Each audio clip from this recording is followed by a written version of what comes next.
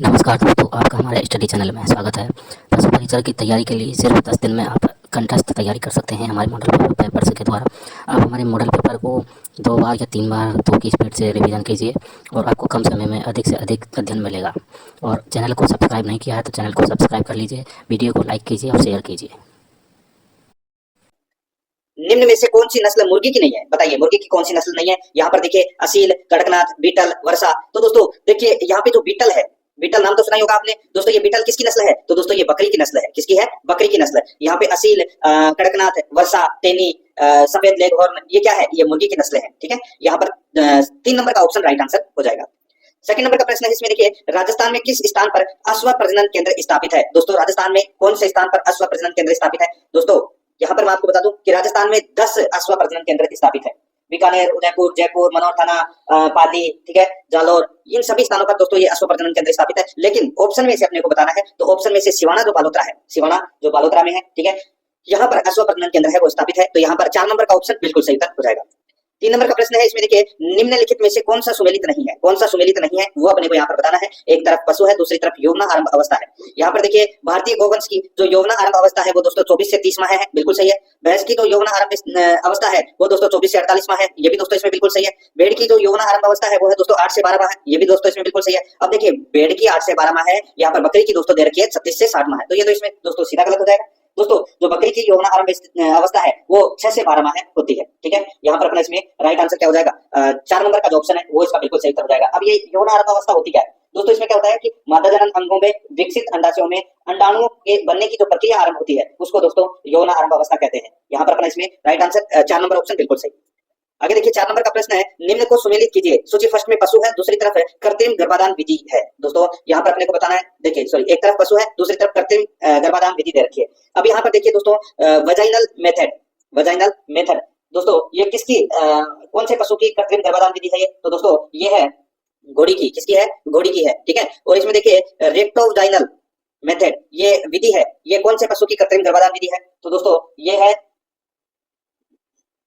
रेक्टोवेजाइनल method. तो दोस्तों ये गाय की कृत्रिम गर्भाधान विधि है ये। ठीक है, और कॉर्क स्क्रू पिपेट मेथड ये दोस्तों सूरी माता की कृत्रिम गर्भाधान विधि है। और वजाइनल स्पेक्युलम मेथड ये कृत्रिम गर्भाधान विधि है दोस्तों कौन से पशु की? तो ये भेड़ की है। ठीक है, यहाँ पर इस प्रश्न का राइट आंसर क्या हो जाएगा? दोस्तों यहाँ पर देखिए आप देख सकते हैं 2 1 4 3 यानी कि BADC। तो यहाँ पर इस प्रश्न का राइट आंसर क्या हो जाएगा? BADC। तो यहाँ पर 2 नंबर का जो ऑप्शन है वो इसका बिल्कुल सही उत्तर हो जाएगा। आगे देखिए 5 नंबर का प्रश्न है, निम्न में से किस पशु में पशु प्रसव की क्रिया का नाम कोविंग नहीं है? बताइए किस पशु में पशु प्रसव की क्रिया का नाम कोविंग नहीं है? दोस्तों इसका जो राइट आंसर हो जाएगा यहाँ पर आप देख सकते हैं दोस्तों, देखिए बकरी, बकरी इसका राइट आंसर हो जाएगा। 2 नंबर ऑप्शन बिल्कुल सही उत्तर हो जाएगा। दोस्तों बकरी में होने वाली प्रसव क्रिया का जो नाम है वो है किडिंग। क्या है? ये भी आपको याद रखना है दोस्तों, किडिंग है। ठीक है, और यहाँ पर मैं आपको बताऊं कि गाय, भैंस और ओटनी की जो प्रसव क्रिया है उसको काविंग के नाम से जाना जाता है। तो यहाँ पर अपना इसमें 2 नंबर का ऑप्शन बिल्कुल सही उत्तर हो जाएगा। बहुत ही अच्छा प्रश्न था। 6 नंबर का प्रश्न है, इसमें देखिए एक थन ग्रंथि सिस्टम में कितने ग्राम दूध एकत्रित करने की क्षमता होती है? एक थन ग्रंथि सिस्टम में कितने ग्राम दूध एकत्रित करने की क्षमता होती है? तो दोस्तों इसका राइट आंसर हो जाएगा वो है 500 से 600 ग्राम दूध एकत्रित करने की क्षमता होती है। तो यहाँ पर अपना इसमें 1 नंबर का जो ऑप्शन है वो इसका बिल्कुल सही उत्तर इसमें हो जाएगा। ठीक है, आगे देखिए 7 नंबर का प्रश्न है, मशीन द्वारा दूध निकालने के लिए पारे का प्रेशर होता है।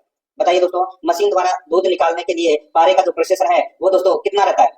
तो यहाँ पर इसका राइट आंसर हो जाएगा वो है 360 मिमी रहता है दोस्तों। कितना रहता है? 360 मिमी। यहाँ पर 3 नंबर का ऑप्शन बिल्कुल सही उत्तर हो जाएगा। दोस्तों इससे क्या होता है कि मशीन द्वारा पहले मिनट में 1 से 2 किलो दूध है वो निकाला जाता है। ठीक है, दूसरे मिनट में दूध निकालने की जो गति है वो दोस्तों 3 से 5 किलो हो जाती है। तो यहाँ पर अपना इसमें राइट आंसर क्या हो जाएगा?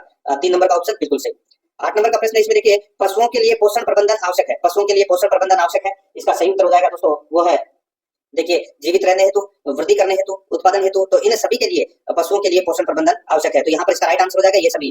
4 नंबर का ऑप्शन बिल्कुल सही। 9 नंबर का प्रश्न है, इसमें देखिए ट्रेविस की क्रमशः लंबाई एवं चौड़ाई का अनुपात है। ट्रेविस की क्रमशः लंबाई एवं चौड़ाई का जो अनुपात है वो दोस्तों कितना है? यहाँ पर इसका जो राइट आंसर हो जाएगा वो हो जाएगा 1.6 मीटर, और दोस्तों इसकी लंबाई होती है 1.6 मीटर और चौड़ाई होती है 0.8 मीटर। तो यहाँ पर 1 नंबर का जो ऑप्शन है वो इसका बिल्कुल सही उत्तर हो जाएगा। ये ट्रेविस होता क्या है? तो ये ट्रेविस पशुओं को नियंत्रित करने का एक प्रमुख उपकरण होता है जो लोहे के पाइप एवं लकड़ी का बना होता है। ठीक है, और इसे जमीन में गाड़ देते हैं और जमीन से इसकी ऊंचाई 1.5 मीटर है वो रखते हैं। इसकी जो लंबाई है वो 1.6 मीटर और चौड़ाई है वो 0.8 मीटर रहती है। यहाँ पर 1 नंबर ऑप्शन बिल्कुल सही। 10 नंबर का प्रश्न इसमें देखिए निम्न में से कौन सा मुख्य खोलनी का प्रकार है? बताइए कौन सा मुख्य खोलनी का प्रकार है? यहाँ पर आप देख सकते हैं दोस्तों, इसका जो राइट आंसर क्या हो जाएगा वो है इसमें स्प्रिंग स्प्रिंग गेग, गंथर माउथ और बर्नेल गेग। तो दोस्तों ये सभी है, ये मुख खोलने के प्रकार हैं। तो यहाँ पर इसमें राइट आंसर हो जाएगा 4 नंबर का ऑप्शन उपरोक्त है सभी। ठीक है, ये आपको इसमें याद रखना है। आगे देखिए दोस्तों, यहाँ पे 11 नंबर का प्रश्न है, निम्न में से जैव विघटनीय है। दोस्तों निम्न में से जैव विघटनीय है, तो इसका जो राइट आंसर क्या हो जाएगा, यहाँ पर आप देख सकते हैं दोस्तों, देखिए डीडीटी, प्लास्टिक, धातुओं में ऑक्साइड, यहाँ पे मलमूत्र दे रखा है। ठीक है, तो दोस्तों इसका जो राइट आंसर हो जाएगा वो है 4 नंबर का ऑप्शन बिल्कुल सही, जैव विघटनीय है वो इसमें क्या है, मलमूत्र है। 4 नंबर का ऑप्शन बिल्कुल सही हो जाएगा। देखिए पशुओं के मलमूत्र, घरेलू जैविक कचरा, कृषि अपशिष्ट, ये जैव विघटनीय के अंतर्गत आते हैं। और यहाँ पर जो दे रखा है डीडीटी, प्लास्टिक, धातुओं में ऑक्साइड, ये क्या है, ये जैव अनिम्नीकरणीय अपशिष्ट है ये। ठीक है, यहाँ पर 4 नंबर का ऑप्शन बिल्कुल सही। 12 नंबर का प्रश्न है, इसमें देखिए हे बनाने के लिए अच्छा पौधा होता है। हे बनाने के लिए सबसे अच्छा पौधा है वो कौन सा होता है? दोस्तों इसका राइट आंसर क्या हो जाएगा, वो है पतला तना एवं पत्तेदार। अब ये क्या है, हे क्या है? ये तो मैंने आपको दोस्तों काफी बार बताया भी है, ये पशुओं का चारा होता है। ठीक है, जिसमें काफी समय तक नमी बनी रहती है। तो हे बनाने के लिए दोस्तों सबसे अच्छा पौधा होता है पतले तने वाला और पत्तेदार पौधा। ठीक है, ये होता है। यहाँ पर अपना इसमें 1 नंबर का जो ऑप्शन है वो इसका बिल्कुल सही उत्तर इसमें हो जाएगा, याद रखना। आगे देखिए यहाँ पे 13 नंबर का प्रश्न है, पशु आहार में कितना भाग मोटे चारे का होता है? बताइए पशु आहार में कितना भाग मोटे चारे का होता है? यहाँ पर इसका जो राइट आंसर हो जाएगा, देखिए पशु आहार में 3/4 भाग है, 3/4 भाग मोटे चारे का होता है। यहाँ पर अपना इसमें राइट आंसर हो जाएगा 3/4। 2 नंबर का जो ऑप्शन है वो इसका बिल्कुल सही उत्तर इसमें हो जाएगा। आगे देखिए 14 नंबर का प्रश्न है, निम्न में से कौन सा बेफलीदार हरा चारा नहीं है? कौन सा बेफलीदार हरा चारा नहीं है? दोस्तों इसका राइट आंसर हो जाएगा वो है सोयाबीन। सोयाबीन है, ये बेफलीदार हरा चारा नहीं है। यहाँ पर 3 नंबर का ऑप्शन राइट आंसर हो जाएगा। दोस्तों सोयाबीन है वो फलीदार हरा चारा है। ठीक है, बेफलीदार हरे चारे में 2 प्रकार के हरे चारे आते हैं, जिसमें एक तो स्वयं उगाते हैं, ठीक है, जैसे दूब, घास, ठीक है, और दूसरे उगाए जाते हैं जैसे मक्का, ज्वार, बाजरा। ठीक है, वो होती है दोस्तों ये। तो यहाँ पर बेफलीदार कौन सा है इसमें? सोयाबीन। 3 नंबर का ऑप्शन बिल्कुल सही। 15 नंबर का प्रश्न इसमें देखिए, गाय में शरीर का सामान्य तापमान एवं नाड़ी दर प्रति मिनट क्रमशः होती है। बताइए दोस्तों, गाय में शरीर का सामान्य तापमान कितना होता है और नाड़ी दर प्रति मिनट है वो कितनी होती है? यहाँ पर मैं आपको बताऊं तो दोस्तों देखिए, गाय के शरीर का जो सामान्य ताप है वो दोस्तों 101.5 फारेनहाइट होता है। ये गाय का सामान्य तापमान होता है। ठीक है, और इसकी जो नाड़ी दर गति है वो है दोस्तों 45 से 65 प्रति मिनट। तो यहाँ पर 2 नंबर का जो ऑप्शन है वो इसका बिल्कुल सही उत्तर इसमें हो जाएगा, याद रखना।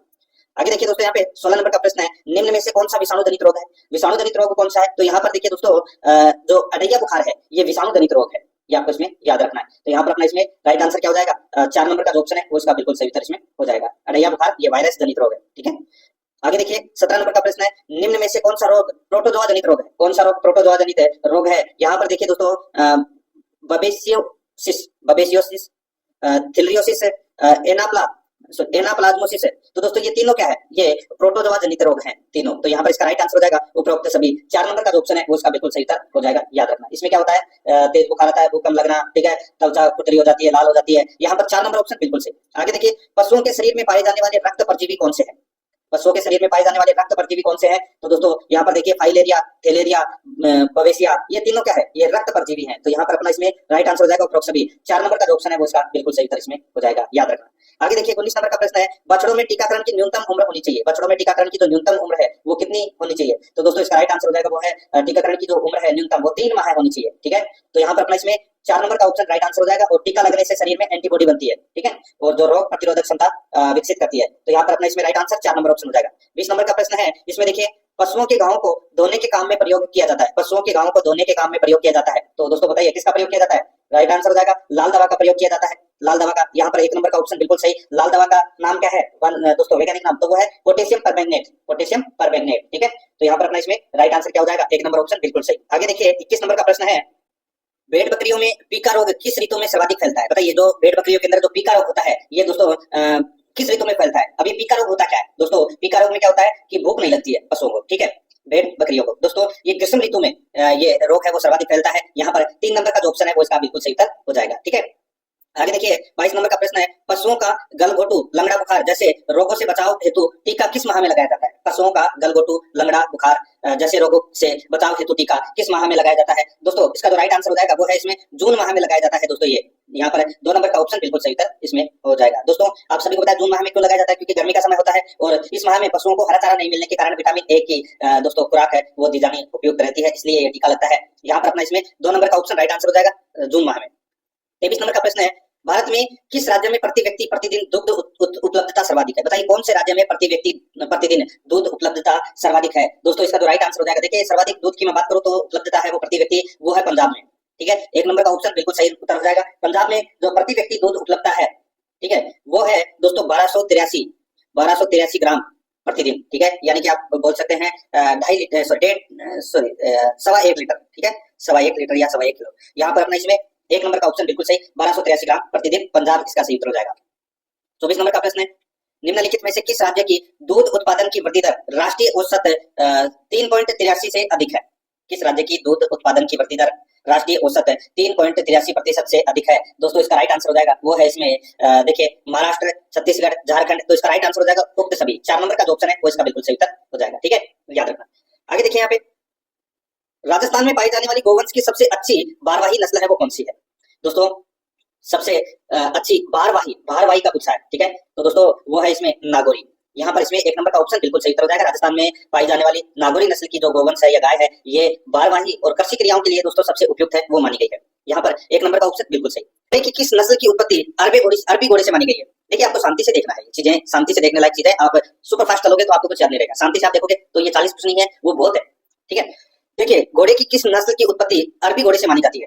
यहाँ पर इसका जो राइट आंसर हो जाएगा दोस्तों, देखिए जो काठियावाड़ी है, काठियावाड़ी नस्ल की जो उत्पत्ति है वो अरबी घोड़े से मानी जाती है। ये घोड़े की नस्ल है काठियावाड़ी। यहाँ पर 2 नंबर का जो ऑप्शन है वो इसका बिल्कुल सही उत्तर हो जाएगा, ठीक है। ये घोड़ी अपनी चाल के लिए प्रसिद्ध है दोस्तों। आगे देखिए 27 नंबर का प्रश्न है, वर्मी बेड को चींटियों से बचाने के लिए प्रयुक्त रसायन है तो वो कौन सा है? तो दोस्तों वो है देखिए वर्मी बेड को चींटियों से बचाने के लिए क्लोरोपाइरियोफॉस्फेट और चारकोल पाउडर का छिड़काव है वो किया जाता है। यहाँ पर अपना इसमें राइट आंसर हो जाएगा क्लोरोपाइरियोफॉस्फेट। तो यहाँ पर 3 नंबर का ऑप्शन बिल्कुल सही। 28 नंबर का प्रश्न इसमें देखिए भारत का कौन सा शहर लेदर सिटी के नाम से प्रसिद्ध है? लेदर सिटी के नाम से दोस्तों कानपुर शहर है वो प्रसिद्ध है। तो यहाँ पर अपना इसमें राइट आंसर हो जाएगा 2 नंबर का ऑप्शन बिल्कुल सही।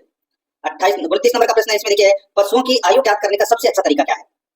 दोस्तों पशुओं की आयु ज्ञात करने का जो सबसे अच्छा तरीका है वो है दोस्तों दांतों के द्वारा है वो आप पशुओं की आयु है वो ज्ञात कर सकते हैं। यहाँ पर 4 नंबर का जो ऑप्शन है वो इसका बिल्कुल सही उत्तर इसमें हो जाएगा, याद रखना, ठीक है दोस्तों। यानी कि पशुओं की दांतों की दशा देखकर और उनकी संख्या गिनकर पशुओं की आयु का है वो अनुमान है वो अपन लगा सकते हैं, ठीक है। राइट आंसर हो जाएगा यहाँ पे 4 नंबर ऑप्शन बिल्कुल सही। आगे देखिए बकरी में दूध के दांतों की संख्या होती है, तो दोस्तों बकरी में दूध के दांतों की संख्या कितनी होती है? तो यहाँ पर इसका राइट आंसर हो जाएगा 8, ठीक है। गाय, भैंस, भेड़, बकरी इनमें जो दूध के दांतों की संख्या होती है वो 8 होती है। यहाँ पर 4 नंबर का ऑप्शन बिल्कुल सही। 31 नंबर का प्रश्न है इसमें देखिए दोस्तों पॉलीथीन को जलाने पर कौन सी गैस उत्पन्न होती है? पॉलीथीन को जलाने से दोस्तों कौन सी गैस उत्पन्न होती है?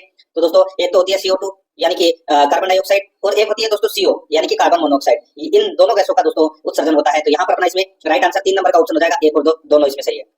32 नंबर का प्रश्न है निम्नलिखित में से किस पशु के कान को काटकर निशान बनाया जाता है? बताइए किस पशु के कान को काटकर निशान बनाया जाता है? इसका जो राइट आंसर हो जाएगा वो है इसमें सुअर।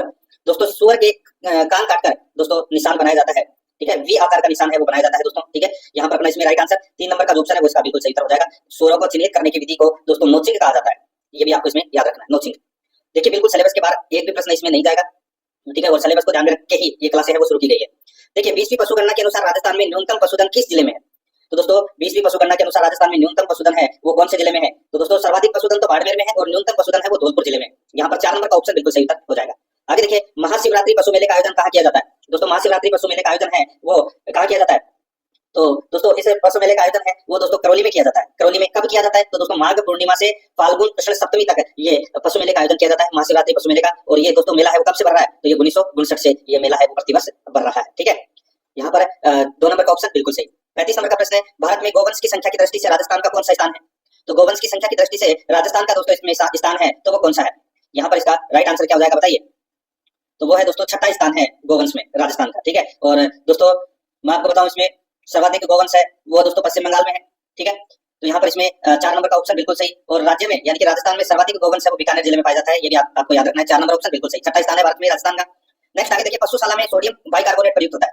पशुशाला में सोडियम बाइकार्बोनेट प्रयुक्त होता है, तो किसके लिए प्रयुक्त होता है? दोस्तों ये सोडियम बाइकार्बोनेट है, ठीक है। इसका उपयोग दोस्तों फर्श बर्तनों की सफाई में इसका प्रयुक्त है वो किया जाता है। तो यहाँ पर अपना इसमें 3 नंबर का ऑप्शन बिल्कुल सही हो जाएगा, याद रखना, जिससे जीवाणुओं व विषाणुओं को नष्ट है वो किया जा सकता है। यहाँ पर 3 नंबर का ऑप्शन बिल्कुल सही। आगे देखिए एक गाय के लिए किस आकार की नांद चारी के लिए पर्याप्त होती है? नांद मतलब समझते होंगे आप, जिसको अपन थान बोलते हैं, ठीक है। तो दोस्तों एक गाय के लिए जो चारे की जो नांद है वो 1.5 फुट चौड़ी, 3 फुट लंबी और 9 इंच गहरी पर्याप्त होती है। तो यहाँ पर अपना इसमें 1.5 फुट चौड़ी, 3 फुट लंबी और 9 इंच गहरी होती है, ठीक है, ये चारे के लिए पर्याप्त है। यहाँ पर अपना इसमें राइट आंसर 1 नंबर का ऑप्शन बिल्कुल सही उत्तर इसमें हो जाएगा, ठीक है। आगे देखिए दोस्तों यहाँ पे स्टेप योजना के अंतर्गत राजस्थान के कितने जिलों में महिला डेयरी परियोजना का संचालन किया जा रहा है? स्टेप योजना के अंतर्गत राजस्थान के कितने जिलों में महिला डेयरी परियोजना का संचालन किया जा रहा है? तो दोस्तों इसका राइट आंसर हो जाएगा वो है 20 जिलों में। यहाँ पर 1 नंबर का ऑप्शन बिल्कुल सही उत्तर इसमें हो जाएगा 20 जिलों में। नेक्स्ट आगे देखिए 39 नंबर का प्रश्न है, गंगमूल डेयरी कहाँ स्थित है? दोस्तों गंगमूल डेयरी कहाँ पर स्थित है? तो ये दोस्तों श्री गंगानगर में स्थित है दोस्तों, ये गंगमूल डेयरी, ठीक है। राइट आंसर हो जाएगा यहाँ पे 4 नंबर का ऑप्शन बिल्कुल सही। 40 नंबर का प्रश्न है, इसमें देखिए निम्न में से कौन सी योजना 100% केंद्र द्वारा वित्त पोषित है? कौन सी योजना 100% केंद्र द्वारा वित्त पोषित है? तो यहाँ पर देखिए इसका राइट आंसर हो जाएगा national programme for bovine breeding. दोस्तों ये 100% केंद्र द्वारा वित्त पोषित है। यहाँ पर 1 नंबर का जो ऑप्शन है वो इसका बिल्कुल सही उत्तर इसमें हो जाएगा। तो दोस्तों वीडियो देखने के लिए आपका बहुत बहुत धन्यवाद। और पशु परीक्षा की तैयारी में सिर्फ 10 दिन में आपको तैयारी करनी है। जो मटेरियल आपको पढ़ना है सिर्फ वही बताया जा रहा है। तो पशु परीक्षा की कंठस्थ तैयारी के लिए आप हमारे मॉडल पेपर रोजाना जरूर देखिए और रिवीजन जरूर कीजिए। एक मॉडल पेपर का आप 2 बार फटाफट तेज स्पीड में रिवीजन कीजिए। इससे क्या है, आपके दिमाग में ये सटीकता से बैठ जाएंगे। और वीडियो को लाइक शेयर जरूर कीजिए और चैनल को सब्सक्राइब कर लीजिए। कमेंट करके हमें बताइए वीडियो में और हमें क्या इजाफा करना चाहिए क्या नहीं। धन्यवाद।